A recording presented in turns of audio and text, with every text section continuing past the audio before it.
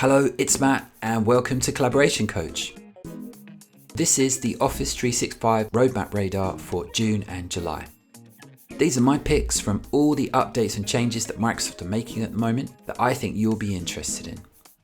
There were lots of new features added in June, so we'll cover those first and then we'll look ahead to what's coming in July. As usual, Teams gets most of the attention, but there's lots of good stuff for SharePoint, Planner and Forms. So let's take a look.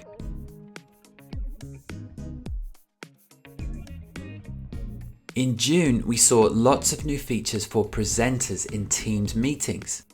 With live annotations, presenters will be able to highlight areas of the screen to help their viewers follow their presentation, just like we used to do with a pointer tool in the real world.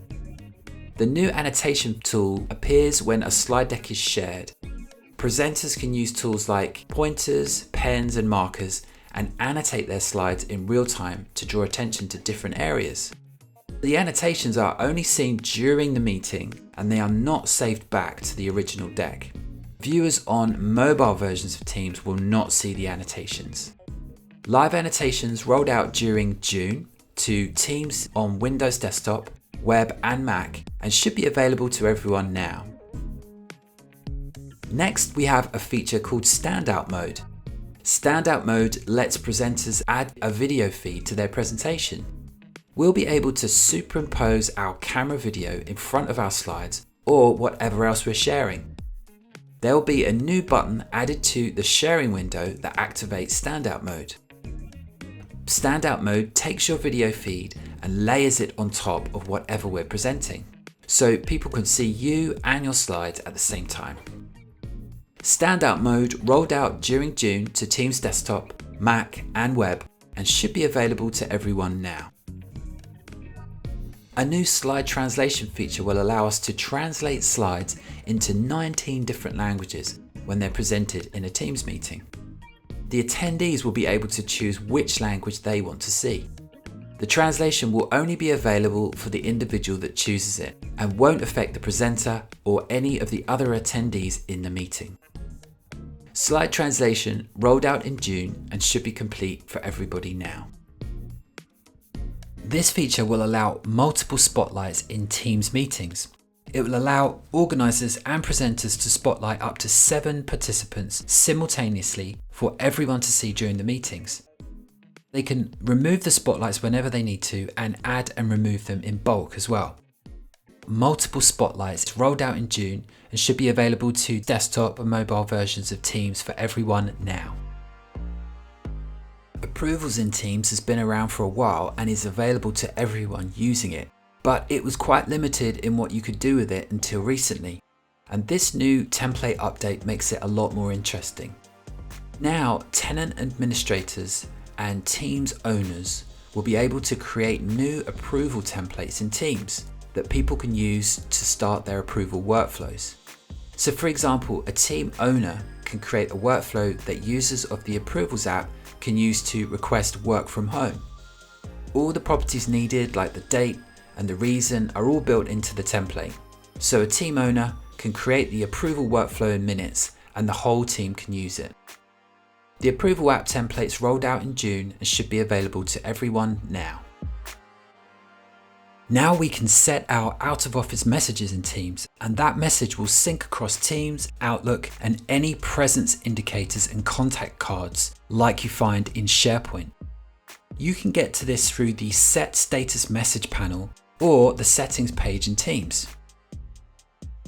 This update is available in the desktop and web versions of Teams and should be available to everybody now. There's a new feature being added to the SharePoint event web part that will let us target events to different audiences. This will let us give our site viewers a more personalized experience. Because now every time you create an event, like the ones here on my homepage, you can choose who sees it. Because some events you'll want everyone to see, like this company meeting. And some will be specific, like this one here, which is for marketing. You can add an audience to the event based on the Microsoft 365 group, and then only people in that group will see the event listed on the homepage. This feature rolled out in June and is available now. And now an update for Planner. This has been on the roadmap for a while and is finally live. File recommendations will suggest files to attach to our task with a curated list based on the person using Planner and the task itself.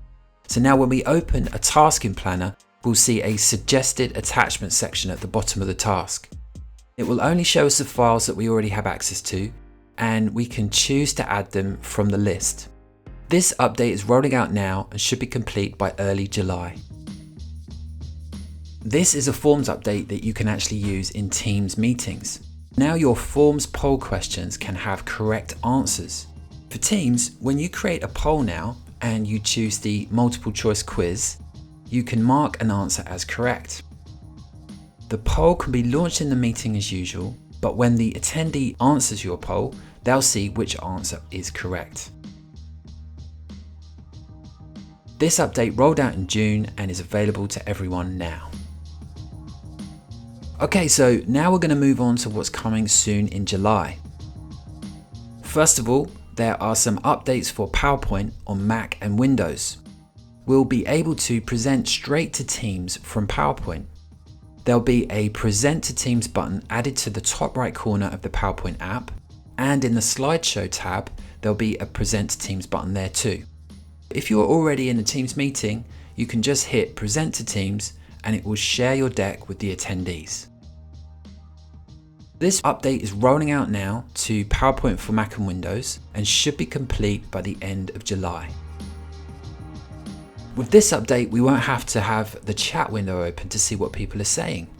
Now, when we type into the chat window, chat bubbles will pop up on the meeting stage so that all the participants can see what was said.